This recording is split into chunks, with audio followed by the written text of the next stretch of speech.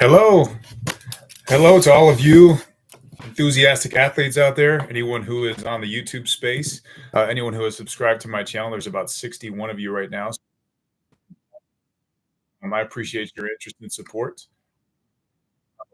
Just from younger childhood, we've gone to school together. You just kind of know me from various things. I always played sports growing up and stuff, and now I have a job as a data analyst. So anyone who knows me from one of those formats, great to have you on here.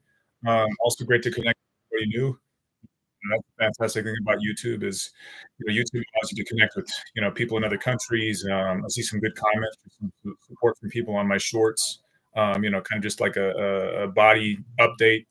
Just kind of changing my composition, all that, reaching kind of my physical goals as well as my mental and subjective goals that are more related to my races and stuff. So this is going to be like the first formal long format conversation that I have in 2024. I uploaded sent out a kind of an introductory video just related to kind of what my plan is for 2024, how I plan on improving everything related to kind of my personal training platform, my website, my training, my work, my professional life, all that stuff. It's just going to be, I think nicely condensed into kind of one platform, one format where you as the consumer, as the subscriber, as the person who's viewing this content can get hopefully a lot out of it. I'm going to open up maybe about some personal things that some people do on online or on the internet, that might not be commonly addressed across other platforms. In my opinion, I think that this channel can provide a lot of value to anyone who is at my level, which is kind of an advanced level, specifically high athlete focused, or somebody who's just beginning, or somebody who's nearly at a professional level. I think I can relate to anyone from basically 350 pounds. This is your first time working out. You're going to get, you have diabetes. You're trying to maybe even save your life by working out. There's people that are in that position, and then it can go all the way up to somebody who's, saying, hey, I'm pro, or I'm basically a high level amateur. I want some body skills. I want some, I'm a college runner, whatever it is, and trying to improve my diet. There's so many. I strongly believe there's so many people that I can help just on this platform, and I'm all in on it. I've dedicated a lot of money the last 2 years of my life to this with diet, regimen, scheduling, everything. So I'm excited to kind of kick this year off and give you guys kind of insights as to what I'm doing from a day-to-day basis. I'd like to basically treat this first podcast as a kind of a 2-week summary of what I'm doing, like a mini prep for this half marathon that I'm going to be starting doing on March 3rd on Sunday. So less than 2 weeks from now at this point, I think 13 days. So that's going to be kind of a great start to this season for me. And I guess I should define seasons. So seasons are different for everyone. I mean, bodybuilders, they'll talk about like a 9, maybe like they do one show, especially the high level, the elite guys, like the Olympia, and then they have a 10, 11-month off season, whatever it is. For me personally, as kind of an amateur guy that just does a lot, I basically have like a 6 to 7 month off season and then a 5 to 6 month, full racing season where I basically just shift my focus from cardio to weightlifting or vice versa, but I still maintain both. So in the off season, for example, my mileage is roughly 15 to 20 miles a week running. So I'll do a lot of 5K runs before I lift weights, along those lines. And then more of the longer days, longer runs are going to be like 6 to 8 miles. Maybe once a week, once every couple of weeks, nothing major, but I'm just focused on building strength, working out. Basically, I worked at this offseason, I worked out a lot, like 8 times a week. So basically twice on Monday and Tuesday. For example, I just finished my morning workout at 5:30 in the morning, which was back this morning with a little bit of cardio. I just did a 2.5 mile run. And this evening, I'm gonna go back. I'm gonna do maybe an 800-meter swim, maybe a 5 mile run, and then go do a shoulder workout, something along those lines. Then I'll get deeper into kind of the details on how I train each muscle group as a endurance focused athlete at this point. So I'm kind of shifting from prioritize weights, just maintain your cardio with cardio is always like a supplementation for lifting weights for a lot of guys. Top level guys that are online like Sam Sulik. He's always talking about do your cardio, don't be lazy. Jay Cutler is another example who always just spoke about how he would spend 15 minutes on the bike before lifting just to keep get his heart rate up. Working that lower zone of cardio just to keep your basically your cardiovascular system able to keep up with these intense sets and high volume and high weight and all that. So that never changes for me, but the attention to building muscle as opposed to maintaining muscle and shrinking a little bit over time, that's the phase that I'm at now.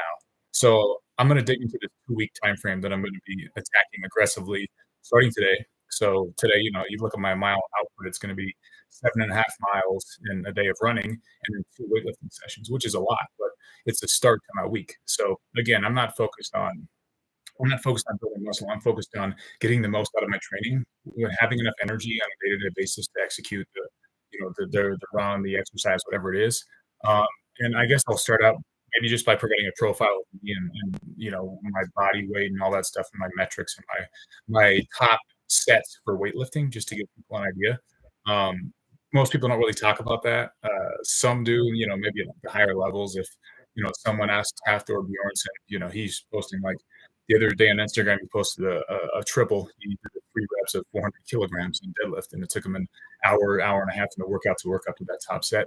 I'll treat it the same way. I mean, I don't have anything to brag about in terms of setting records or anything, but and going over maybe the statistics of where I'm at with my fitness will help maybe kind of set the standard or set the tone for the conversation for this channel. So right now in the off season, I topped out at like 196, 197 pounds. And right now I weigh 192. So that's heavier than I was last year, about 4 pounds than I was last year going into this first half marathon. Um, so I'm 6'1". I got pretty good body composition. I think I'm not sub 10% body fat, but I'm pretty low body fat. I post a lot of pics just on those YouTube shorts just to kind of give kind of a progress update. I was pretty shredded like this last summer at the end of keto. I pretty much had a six pack, which was cool.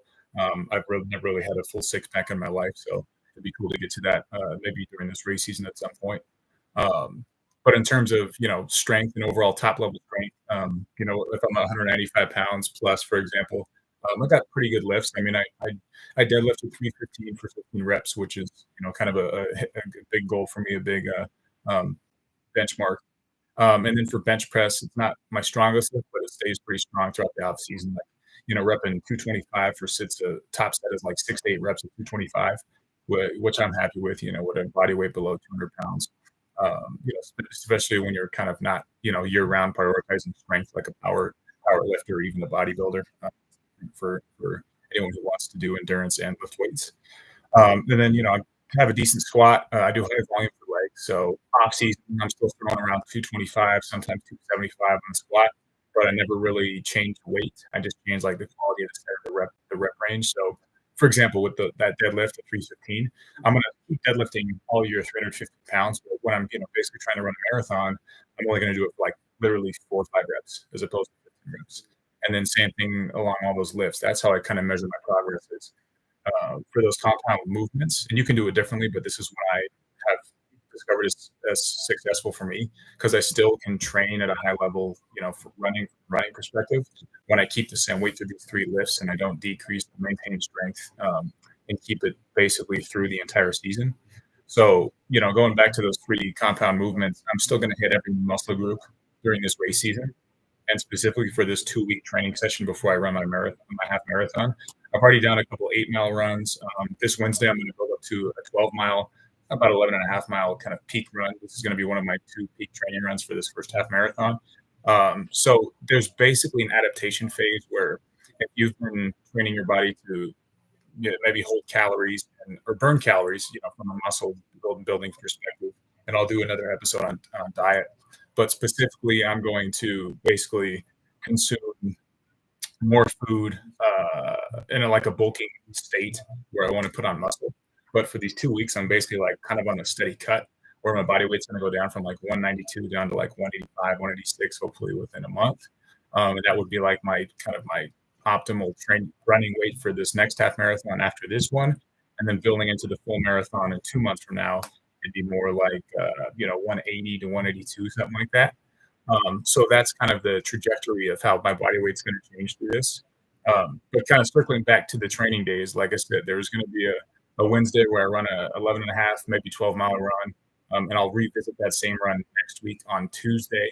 So I basically, have a 4 or 5 day taper where the race is the following Sunday. So I have like kind of a peak training from a weekly perspective. It's going to be like at least 1 or 2 days a week. I'll have peak cardio day where I pretty much just do straight cardio and maybe some light weightlifting.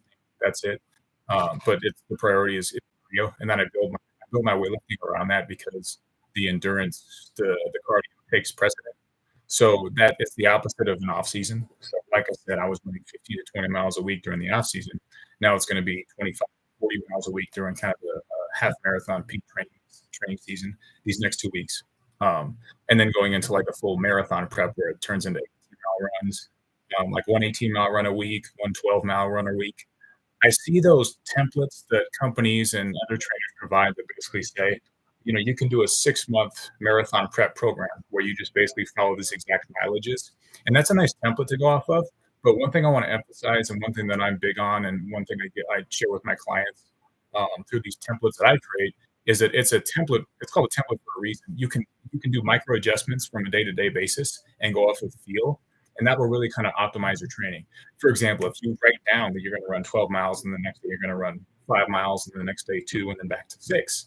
So if you have a great 12-mile run and you feel like you can maybe increase the mileage the following day if you're recovered from running, because running you can recover quicker. There's science backed studies that say after 8 hours you're pretty much fully recovered from cardio that's not super intense. So if I run 6 miles because I'm in good shape, I can fully recover in 8 hours and the following day and run another 6 miles. But the trick comes in where you want to really push yourself for those peak days where, like, if I have not run 12 miles yet this year, this calendar year in 2024, but the first time I do, I want to listen to my body and see how I react. So if I feel like I want to take the full following day off from running so that I can recover quicker and have a nice 6 mile run in 2 days, I'm going to do that. But that's what I talk about in terms of having a template. My template is I'm going to prioritize cardio while I'm still maintaining muscle mass and kind of keeping some size and maybe, like I said, getting to 180, 182 pounds by peak running event in a couple months. But I don't agree with the 6 month phase where you run the exact mileage that's recommended. You don't deviate from that. Maybe the intensity is different. There's some pretty good, fitness people, even on YouTube, that kind of highlight that. You make the hard runs harder and the easier runs easier. If I have a day where I want to have a good weight session in between, like while I'm training for an endurance race, I'm going to only run 1 or 2 miles because I'm not going to lose the cardiovascular fitness that I've gained. And this goes back to the adaptation phase, which I can dig into more maybe in the next episode. But what I'm trying to say here is that you want to make sure that everything that you want to build to is preserved, but you want to be flexible. But you want to make the optimal effort. You're not gonna. It's just like straight weightlifting. You're not going to grow if you don't push the food and have uncomfortable sets where like your top set is painful and you just keep pushing the weight. And maybe you do negatives, maybe you do assisted reps, maybe you do drop sets, whatever it is. All of those intense, incremental intensifiers that increase the difficulty. You want to maintain that strategy in your racing, but it's not going to be the same miles ran every day, every week. So it's and anyone who has done this before knows what I'm talking about. But those who are beginners maybe might not understand. But it's an important thing to understand is you want to maintain your energy levels so that on a day-to-day basis you can execute the program, but you don't want to lose any opportunity, especially if you commit to like a level run. Like I'm saying, for me right now, 12-mile run. In 6 weeks, it's going to be an 18-mile run, hopefully in under 2 hours. So that's kind of what I'm looking at. That's like that's like the standard that keeps incrementally increasing. But you want to work around that standard for the top workout, and you want to basically keep high intensity in those in between workouts, but don't lose any possibilities for progress. Um, so quickly, let me circle back before I wrap this video up. Let me circle back from the weightlifting around the running. Like I said, it's going to be 25 to 40 miles a week running, which looks like if you break down the numbers, it's not going to be exactly. It's going to be 12-mile day, probably at least 2 or 3 6-mile days, which is close to 30 miles, and then another couple of 5K runs. So, or even a 2-mile run, basically, and maybe on a leg day. So I'm going to be running 6 days a week, but I'm only going to have basically 1 to 2 long distance runs. And eventually, I keep that same tempo, 6 days running, but 2 short days, 2 medium days, 2 long days, pretty much. That's what I'm looking The long days are gonna become longer, and the short days are gonna pretty much stay close to the same, maybe increase by a mile, but the priority is still those 2 days. Ironman training will involve swimming and biking with that same intensity and that same longer distance, but purely for a marathon, it's gonna be running, so it's gonna go from 12 miles and 6 miles on those 2 long days to 18 miles and 13 miles or 18 miles and 15 miles on those 2 long days. Spread out, right? So I'm not gonna do a big leg day before I wanna run 18 miles. I've done that before, and I had to have my wife pick me up on the side. It's not fun. So basically, you wanna organize your training around those peak, cardio days. But what I'm trying to say is that right now, if I'm running 25 to 40 miles a week, eventually I'm gonna be running 36 to 56 miles a week. Basically peaking where I have, 18, 15, 8, 8s, 8, 6, 4, 2, something like that. So you can, get a calculator and do the math on that, but that's basically brings up, 50 plus miles and a peak, 2 weeks of peak weeks of training. We'll get more into the taper week as we move along, but that's what I wanted to cover in this first call is, from a training perspective, from a template perspective, I've provided I think, some very useful and very valuable diet and exercise templates to some of my clients lately. So I'm looking forward to continuing to provide those on my website and share those with anyone interested. But I hope this is an informative kind of first full episode that I'm doing here for the new race season here in 2024. It's going to be much more to come, but I appreciate you listening in, and I hope this was a valuable experience for you and you learned some. And like I said, plenty more to come. So get out there, train hard, and have a good day. And we'll see you next time. Take care.